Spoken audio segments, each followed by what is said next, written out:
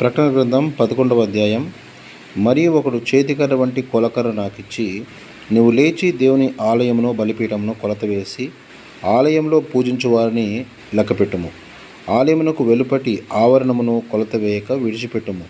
అది అన్యులకియబడెను. వారు 42 నెలలు పరిశుద్ధ పట్టణమును కాలితో తురికెదరు.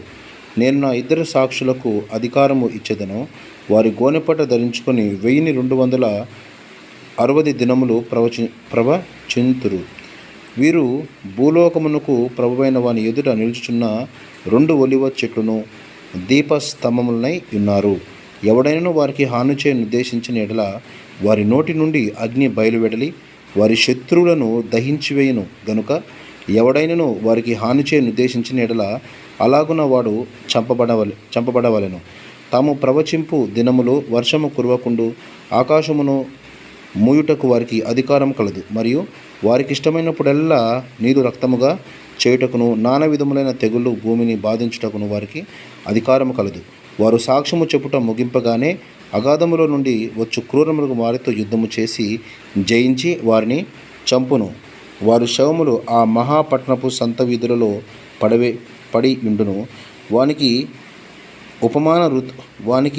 ఉపమాన రూపముగా సొదొమ అనియు ఐగుప్తు అనియు పేరు. అచ్చట వారి ప్రభువును కూడా సిలువ వేయబడును.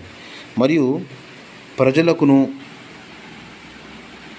వంశములకును ఆయా భాషలు మాట్లాడు వారికి జనములకును సంబంధించిన వారు 3 దినములన్నర వారి శవములను చూచుచు వారి శవములను సమాధిలో పెట్టనియ్యరు. ఈ 2 ప్రవక్తలు భూనివాసులకు బాధించినందున భూనివాసులు వారి గతి చూచి సంతోషించుచు ఉత్సహించుచు ఒకరినొకడు కట్టములు పంపుకొందురు. అయితే ఆ 3 దినములున్నర అయిన పిమ్మట దేవుని యొద్ద నుండి జీవాత్మ వచ్చి వారిలో ప్రవేశించను గనుక వారు పాదములో ఊని నిలిచిరి. వారిని చూచిన వారికి మిగుల భయము కలిగిను. అప్పుడు ఇక్కడికి ఎక్కిరండని పరలోకము నుండి గొప్ప స్వరము తమతో చెప్పుట వారు విని మేఘారులై పరలోకమునకు ఆరోహణమైరి. వారు పోవుచుండగా వారి శత్రువులు వారిని చూచిరి. ఆ గడియలోనే గొప్ప భూకంపము కలిగినందున ఆ పట్టణంలో 10వ భాగము కూలిపోయెను. ఆ భూకంపము వలన 7,000 మంది చచ్చిరి. మిగిలిన వారు భయాక్రాంతులై పరలోకపు దేవుని మహిమపరిచిరి. 2వ శ్రమ గతించను. ఇదిగో 3వ శ్రమ త్వరగా వచ్చుచున్నది. 7వ దూత బూర ఊదినప్పుడు పరలోకములో గొప్ప శబ్దము పుట్టెను. ఆ శబ్దములు ఈ లోక రాజ్యము మన దేవుని మన ప్రభువు రాజ్యమును ఆయన క్రీస్తు రాజ్యము ఆయన యుగయుగముల వరకు ఏలుననెను.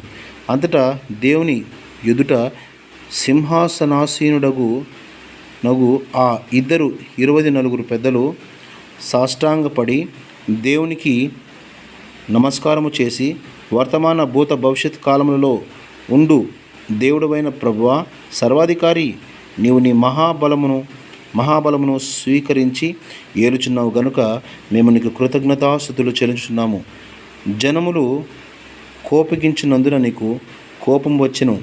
మృతులు తీర్పు పొందుటకును నీ దాసులకు ప్రవక్తులకును పరిశుద్ధులకును నీ నామమునకు భయపడు వారికి తగిన ఫలము నిచ్చుటకును గొప్పవారేమి కొద్దివారేమి భూమిని నశింపజేయు వారి నశింపజేయుటకును సమయము వచ్చి ఉన్నదని చెప్పిరి. మరియు పరలోకమందు దేవుని ఆలయము తెరవబడగా దేవుని నిబంధన మందసము ఆయన ఆలయంలో కనబడెను. అప్పుడు మెరుపులను ధ్వనులను ఉరుములను భూకంపమును గొప్ప వడగండ్లను పుట్టెను. ఆమెన్.